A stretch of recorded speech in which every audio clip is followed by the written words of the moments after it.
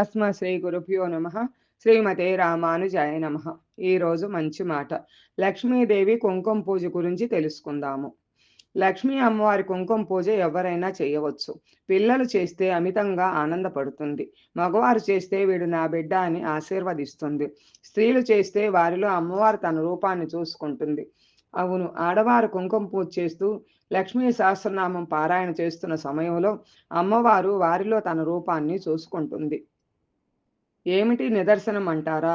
వసన్యాది దేవతలకు శ్రీ లక్ష్మీ సహస్రనామం రహస్యం చెప్పమని ఆజ్ఞాపించినప్పుడు అమ్మవారు వారితో పలికేది మీదైనా మీలో ఉండి పలికించేది నేనే అని చెప్పారు కదా.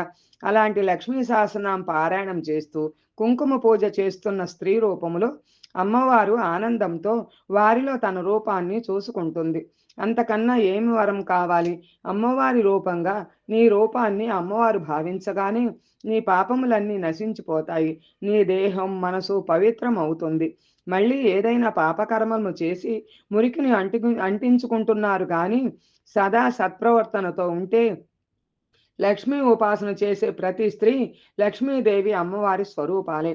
ప్రతి స్త్రీ కూడా లక్ష్మీదేవి స్వరూపమే. అయితే ప్రవర్తన కర్మను అనుసరించి positive energy, negative energy develop అవుతుంది. అంటే దేవతగా ఉండాలన్నా దయ్యంగా ఉండాలి అన్న వారి వారి ప్రవర్తన వల్ల ఆ రూపంలో వారిలో మేలుకుంటుంది.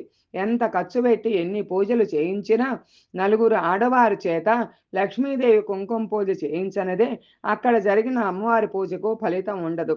ఎంతో మందిని ఒక్క చోట చేర్చి లక్ష్మీదేవి కుంకుమ పూజ చేయిస్తే ఆ కార్యానికి అంత శుభం కలుగుతుంది.